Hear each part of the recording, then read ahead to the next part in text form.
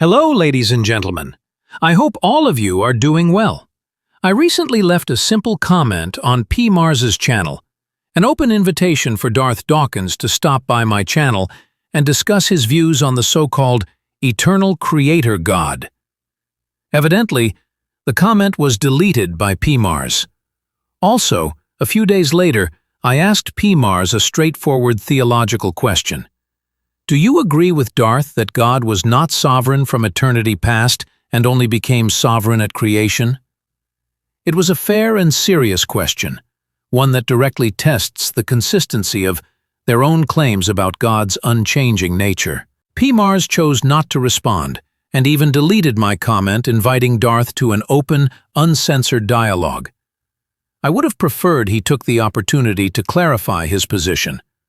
But since he didn't, I'm proceeding with this video, reluctantly but necessarily, to address what remains an unresolved contradiction within their shared framework. So, in this video, I want to explore a rather revealing tension within the presuppositionalist camp, what I call doctrinal dissonance. Recently, I discovered that the so-called indispensable, necessary, indivisible property set of the Christian God that Darth has often referred to differs from the one 𝐃𝐸𝐸𝐬𝐬𝐬𝐻 refers to, even though both are supposedly referring to the same biblical deity. Furthermore, their lists differ in both content and number. Wait, where did you get those attributes from? It's revealed. By what? God. What is it revealed by? Revelation is God taking the initiative to give humans knowledge of himself. Right, but what revelation? Is that through the Bible? What is that through? Okay. I thought you haven't read the Bible.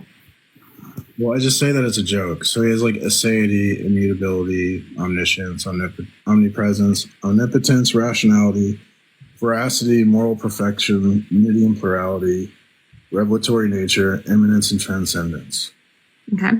So that's his attribute set. In the case of Darth, he mentions the following 17 core attributes: absolute, ultimate, unconditionally, non-dependent, omniscient, omnipotent, omnipresent, always truth-revealing, triune, providential, revelational, salvific plan, creator, sovereign, eternal, savior, institutor of all possibility and impossibility, sustainer of all possibility and impossibility.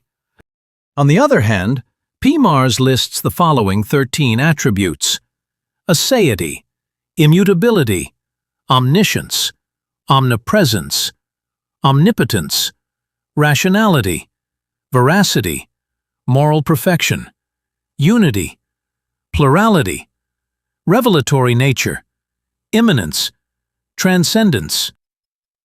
When comparing the two sets, I noticed that Darth's list heavily emphasizes metaphysical dependency and causal ultimacy, e.g., absolute, ultimate, institutor and sustainer of all possibility and impossibility, while 𝐃𝐸𝐸𝐬𝐬𝐬𝐻's list focuses more on moral and epistemic properties, e.g., veracity, moral perfection, rationality. Each insists that their configuration represents the indispensable foundation for logic, reason, and intelligibility itself. Yet both sets cannot simultaneously be the one necessary foundation. This produces a performative contradiction within their shared framework. If intelligibility depends on affirming the correct and complete set of divine attributes, then one of them, at least, is grounding intelligibility in an incomplete or defective concept of God. In presuppositional terms, that would render their worldview internally incoherent, by Darth's own standard. Another problem arises when we listen to the claim Darth has made, many times, about his God's supposed perfection. Darth's claim is that to be perfect, a being must possess all great-making properties, and possess them without deficit. That is a strong metaphysical standard. Because in order to be perfect, you have to have all great-making properties and have them without deficit or lack. So is your God a maximally personal being, or does he have a deficit in terms of his persona? No, he's not personal. Oh, okay, then we're not talking about God then. You see, Perfection isn't merely having some prime attributes. It requires completeness. No essential property may be missing or partial. As a side note, this inconsistency undermines the transcendental argument for God, tag, itself. Tag depends on a singular, coherent ontology, a necessary being with fixed, essential properties.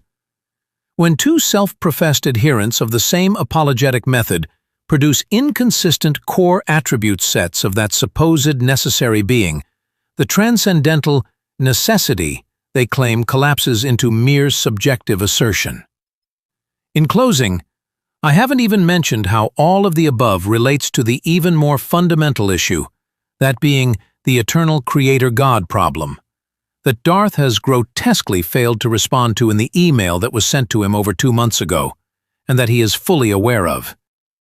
Ladies and gentlemen, thank you for watching, and please feel free to leave any comments in the comment area below. no intelligent opposition. What does that tell you, folks? They're afraid, very afraid.